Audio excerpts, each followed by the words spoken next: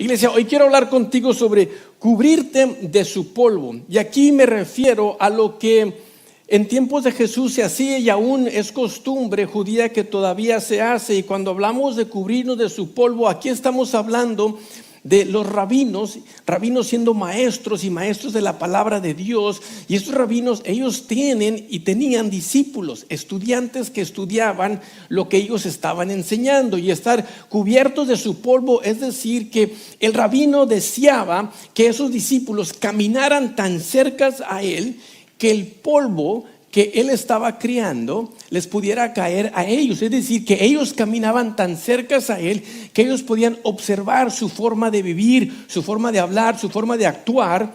Y la idea era que ellos se convirtieran más como el rabino.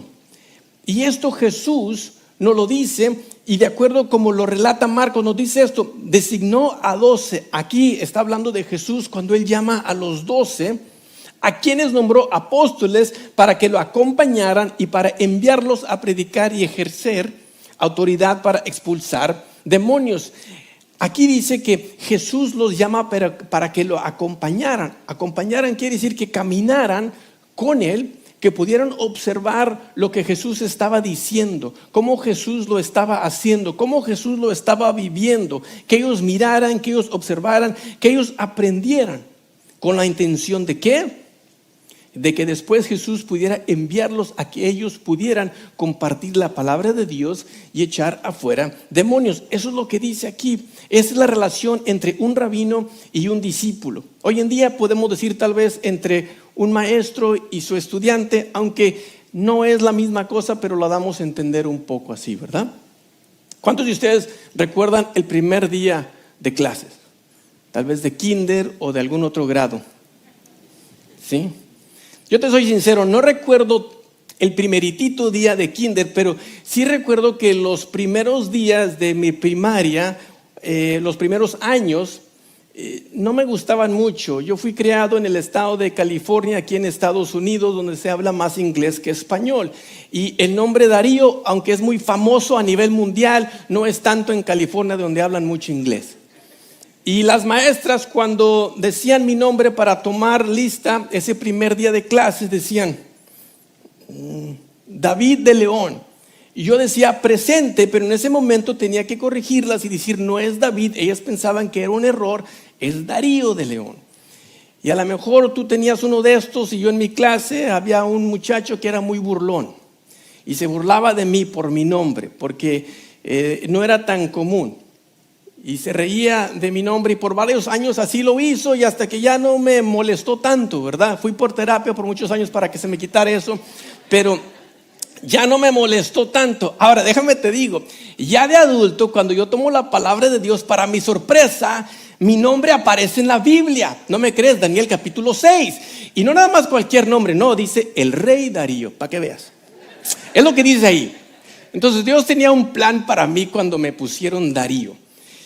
Y para mi sorpresa, cuando empiezo a leer los evangelios, encuentro también el nombre de esta persona que tanto se burlaba de mí. Ahora, yo quisiera haber sabido esta o entendido esta información, tenido esta información cuando yo estaba en primaria, porque él se reía porque yo me llamo Darío, pero él se llama Judas. No se los estoy inventando. Entonces dicen que el que se ríe al último, se ríe mejor. Te perdono, Judas, por si estás escuchando este mensaje. Pero la idea es que nosotros sigamos tan cerca a nuestro rabino, el Señor Jesús. En la antigüedad, un rabino hacía algo el primer día de clases que los niños judíos no olvidarían. Cuando hablamos de esta primera etapa o lo que tú y yo tal vez conocemos, los primeros años de primaria, en el hebreo se le dice que es el Bet Sefer. Bet porque eso quiere decir casa y Sefer libro. Entonces cuando ellos iban a la escuela, especialmente dentro de 6 a 10 años, ellos iban a la casa del libro donde les enseñaban Torah. Cuando hablamos de Torah, estamos hablando de los primeros 5 libros de la Biblia y aquí se les enseñaba esto. Ahora, cuando esos estudiantes de 6 años llegaban a su primer día de clase, su rabino les entregaba una tableta. una tableta de madera donde se pudiera escribir con un lápiz y no una tableta que necesitaba carga o electricidad para usarse.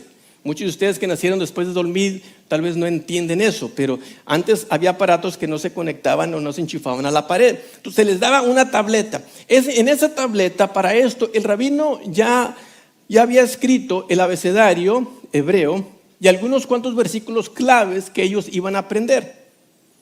Y cuando les entregaba la tableta a cada uno de ellos, él hacía algo muy específico y muy especial.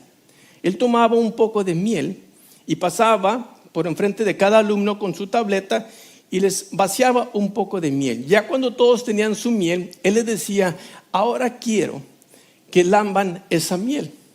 ¿Y por qué lo hacía así? Porque él quería que la primera experiencia que ellos tuvieran con el abecedario y con la palabra de Dios fuera una experiencia que jamás se los hubiera olvidado. Una experiencia dulce. Y mientras que estos estudiantes, estos niños estuvieran lambiendo esta miel, él estuviera leyendo estos versículos. Y uno de ellos era Salmo 119 que dice, cuán dulces son a mi paladar tus palabras, son más dulces que la miel a mi boca. 19:10. Son más deseables que el oro, más que mucho oro refinado. Son más dulces que la miel que destila del panal.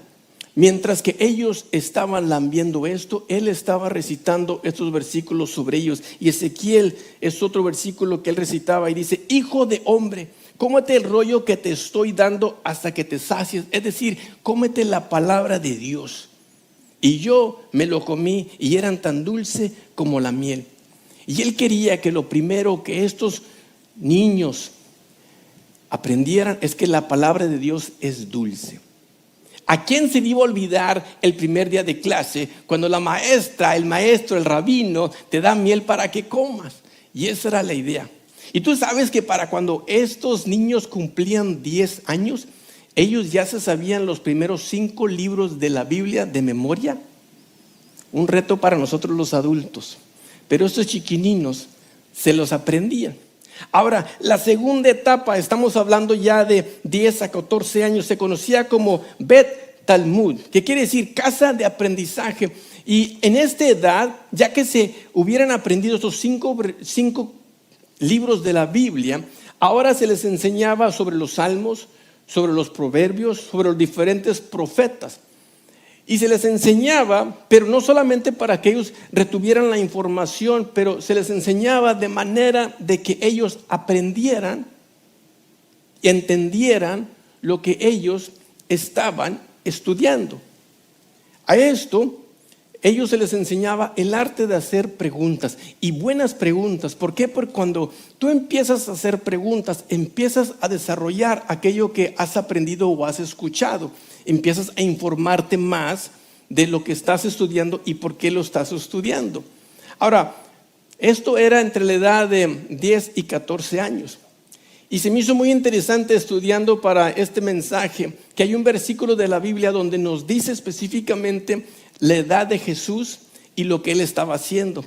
Y pongan atención porque aquí Jesús tenía 12 años y Lucas nos dice esto. Cuando cumplió 12 años, aquí hablando de Jesús, fueron allá, según era la costumbre, terminando la fiesta, emprendieron el viaje de regreso, pero el niño Jesús se había quedado en Jerusalén sin que sus padres se dieran cuenta. Sus papás viajaron a Jerusalén, al templo en Jerusalén, para celebrar una fiesta, la Pascua, y están de regreso a casa.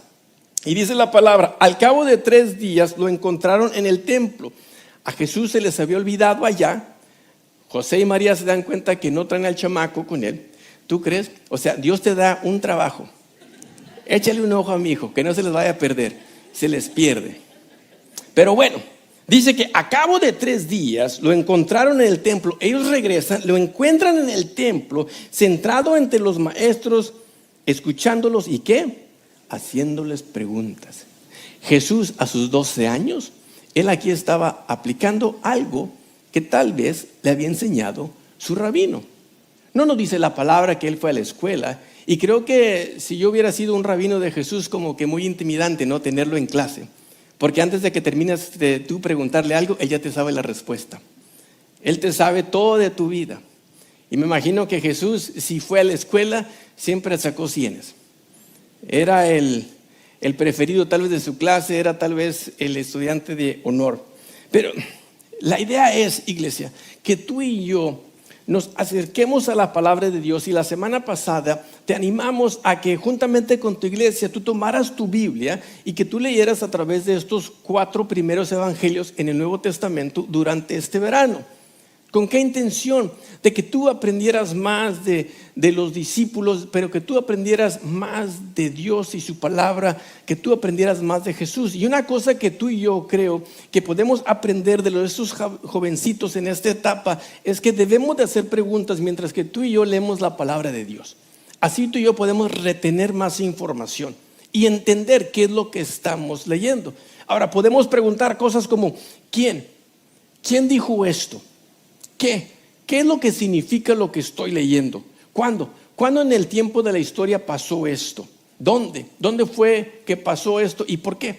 ¿Por qué se dijo esto? ¿Por qué se hizo esto otro? Y creo yo que cuando podemos pausar lo suficiente para hacer estas preguntas, vamos a entender más de la palabra de Dios. Que era otra cosa que estos jovencitos les enseñaban, el arte de la meditación. Es decir, pausar lo suficiente para entender ¿qué es lo que acabo de leer? ¿Qué es lo que la palabra de Dios me está diciendo a mí? No sé si te ha pasado, pero para aquellos que tenemos más tiempo tal vez encaminando, siguiendo a Jesús, a lo mejor tú has leído un versículo en cierto tiempo de tu vida y de pronto lo lees una vez más y parece que lo estás leyendo con ojos nuevos o con ojos frescos, porque aprendes algo diferente. Es como aquel joyero que toma una piedra preciosa, que se dice que los diamantes están cortados en 70 o más diferentes ángulos, y aunque tú le cambies el ángulo a esa piedra preciosa, sigue siendo la misma piedra preciosa. Simplemente estás apreciando un ángulo diferente, está brillando de una manera diferente. Y creo que así es la palabra de Dios. Cuando tú y yo la podemos tomar una y otra vez, podemos verle diferentes lados, podemos aprender diferentes cosas de la palabra de Dios. Proverbios nos dice esto: el que cuida de la higuera comerá de sus higos. ¿Qué quiere decir esto? Si tú tal vez tienes un árbol frutal en tu casa, tú vas a entender esto perfectamente bien. Si tú quieres saber si la fruta de tu higuera o de tu durazno o tu naranjo, qué sé yo, está madura, tú vas a salir. Y es muy posible que hoy no esté madura, pero tú regresas mañana a ver cómo está, y pasado mañana y pasado mañana. Y la verdad es esta, que cuando tenemos estos árboles frutales en nuestro hogar, o tal vez hemos trabajado en la labor piscando diferente fruta, yo lo hice en California, no toda la fruta es madura al mismo tiempo, ¿de acuerdo? No toda. Entonces, en ese día tú vas a piscar la que está madura. Mañana regresarás para la otra, o la próxima semana, qué sé yo. Y aquí el escritor de Proverbios es lo que él está diciendo. El que cuida la higuera se va a dar cuenta. Se va a dar cuenta de estos cambios. Va a poder aprovechar cuando el fruto está maduro. Y así nosotros, cuando nos acercamos a la palabra de Dios una y otra vez, le vamos a ver diferentes ángulos, diferentes lados. Y Dios nos va a estar enseñando diferentes cosas. Y puede ser a través del mismo versículo o mismo pasaje de la Biblia. ¿Estás conmigo? En la portada de una de mis Biblias, yo tengo esto escrito, y esto me recuerda a mí del poder y lo impactante que es la palabra de Dios en mi vida. Y dice esto: este libro te alejará del pecado, el pecado te alejará de este libro. Y así lo escribí en mi Biblia, porque así yo creo que es verdad. Cuando yo me acerco a la palabra de Dios, a aprender lo que la palabra de Dios tiene para mí, eso me ayuda a alejarme de las cosas pecaminosas, porque no solo estoy reteniendo información, pero la idea es esta, iglesia, que nuestra fe no sea solamente una fe intelectual, sino que sea una fe práctica, que aquella cosa que estoy aprendiendo, que también la esté viviendo. Y para mí, cuando yo escribí esto me recuerda de que yo leo la palabra de Dios, vivo la palabra de Dios, me ayuda a alejarme del pecado. Lo contrario también es verdad. Si yo me alejo de la palabra de Dios, me voy a acercar más a las cosas pecaminosas, y esas cosas me van a seguir alejando de la palabra de Dios. ¿Sigue estando conmigo? La Biblia no solo es para darnos información, sino que para ayudarnos en la transformación, es decir, en convertirnos en esos discípulos y ser más como nuestro rabino Jesús. Cuando tú tomas una roca áspera con bordes afilados y la colocas bajo una agua corriente, con el tiempo esa roca áspera se va a convertir en una roca lisa. Ahora, no es igual si tú tomas esa roca y tú le dejas caer un balde grande de agua.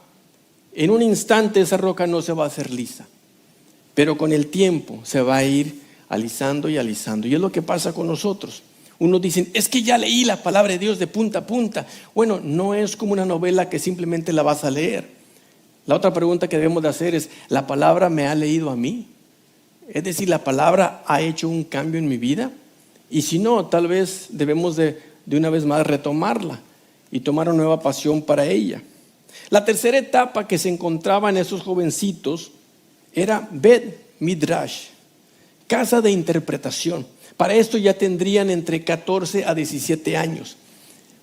Ellos lo que hacían es dejaban el rabino que primero les enseñó y les introdujo la palabra de Dios, y ellos buscaban a otro rabino, un rabino con que ellos pudieran caminar, observar su vida, observar cómo viviera ese rabino su vida. ¿Con qué intención? Con la intención de ser más como ese rabino. Fíjate lo que dice Jesús allá en Mateo capítulo 11. Vengan a mí todos los que están cansados y lleven cargas pesadas, y yo les daré descanso. Ahora, ¿por qué Jesús dice esto? Porque se entendía que cuando tú llegabas a esta tercera etapa de tu edad, de tu aprendizaje con un rabino, y tú decidías a seguir a cierto rabino, eso se le llamaba yugo. Lo toman de cuando dos animales están arando, ¿sí?, una parcela, y van del mismo yugo. Cuando un discípulo, un estudiante seguía a ciertos rabinos, el rabino le decía, toma mi yugo, es decir, camina conmigo, para que aprendas lo que yo sé, y lo que yo sé te lo voy a compartir.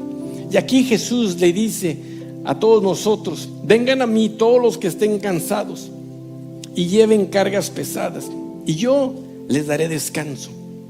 Pónganse en mi yugo, déjenme enseñarles, porque yo soy humilde y tierno de corazón, y encontrarán descanso para el alma, pues mi yugo es fácil de llevar y la carga que les doy es liviana. Y Jesús dice, si tu vida ha sido una vida cargada con diferentes cosas difíciles, si sientes el peso de este mundo, sígueme a mí. Yo soy un rabino buscando a discípulos que quieran seguirme a mí. Y la idea es no solo escuchar lo que estoy enseñando, pero aplicar lo que les estoy enseñando, es decir, imitar lo que nuestro rabino Jesús nos está enseñando. El discípulo no solo quiere saber lo que el rabino sabía, sino que el discípulo quiere convertirse en lo que era ese rabino. Y mi pregunta para ti el día de hoy es, ¿a quién estás imitando? ¿O a quién te quieres parecer? ¿Ya tienes esa persona en mente? ¿Quién es? ¿Un artista? ¿Un atleta profesional? ¿A quién estás admirando y por qué? ¿Por qué sigues a esa persona? ¿Por qué admiras a esa persona? ¿Cuáles son las cualidades de esa persona que tú desearas tener? ¿Y por qué deseas tenerlas? Los sabios, ellos enseñaban que cuando hablamos con otras personas acerca de Dios y su palabra, que su divina presencia está con nosotros. Es decir, que cuando dos personas o más se juntaban a hablar sobre lo que habían aprendido de su rabino, el rabino les enseñaba cosas de Dios. Los rabinos decían, cuando los discípulos se juntan y hablan sobre las cosas de Dios, la presencia de Dios ahí está con ellos. Ahora entendemos por qué Jesús dijo esto allá en Mateo 18:20, porque donde 2 o 3 se reúnen en mi nombre, ahí estoy yo en medio de ellos. ¿Ves qué hermoso es cuando tú y yo podemos tomar la palabra de Dios? La leemos, entendemos un poquito el contexto, las culturas judías, empezamos a entender con otra profundidad, tal vez con otros ojos, por qué se decían las cosas que se decían o por qué Dios nos dio lo que nos dio. Y cuando Él dice, cuando se juntan 2 o 3, ahí mi presencia está. Aquí tú y yo podemos entender algo, de que nuestra relación con Dios debe de ser extremadamente personal, sí, pero nunca privada. Tu relación con Dios es muy personal, pero no es para que sea privada. ¿Y qué quiere decir esto? Una luz es para alumbrar, no es para ponerse debajo de la cama. Sal es para darle sabor a todo el plato, sabor al mundo, y no para retenerse en el salero. Porque si la sal se retiene en el salero, siempre será sal. Nadie le quita eso, pero de nada nos sirve una sal que está contenida en ese frasco. Y así nosotros, la idea de Dios de que tú y yo podamos compartir su palabra con otros es para poder compartirla con otros que no conocen, y que así también puedan conocer más de Cristo. Romanos 8:29 nos dice esto: porque a los que Dios conoció de antemano, también los predestinó a ser transformados, ¿a qué? A la imagen de su Hijo. Dios nos predestinó, Dios nos habló, pero no para que nos quedáramos exactamente como estamos, sino que seamos más y más con cada día a la imagen de su Hijo Jesucristo. Él nos llama para más de asistir a la iglesia solamente los domingos. La semana tiene 168 horas. La hora que estamos aquí juntos es muy buena, porque estamos aprendiendo cosas nuevas. Pero la idea es que ahora tomemos esta información y la apliquemos en las otras 167 horas de la semana, compartiéndola con colegas del trabajo, con mi vecino, con mi familia que tanto la necesita. Filipenses 2:12 nos dice esto: esfuércense por demostrar los resultados de su salvación, obedeciendo a Dios con profunda reverencia y temor. La pregunta aquí sería: ¿mi vida refleja que Jesucristo es mi Señor y mi Salvador? Sin que yo le tenga que decir a otras personas que soy cristiano, ¿lo pueden detectar en mi forma de hablar, en mi forma de actuar, en mi forma de vivir?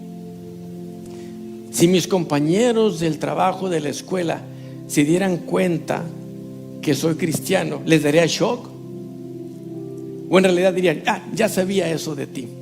Se te ve, se te nota, se te escucha. Se refleja Jesucristo en tu forma de vivir.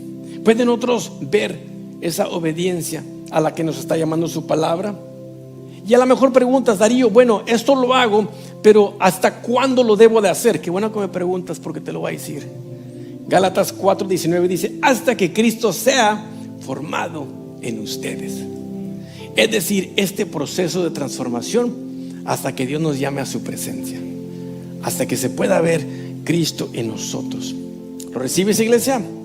Gracias por escuchar este mensaje. Te invitamos a escuchar los próximos en www.palmvalleychurch.com.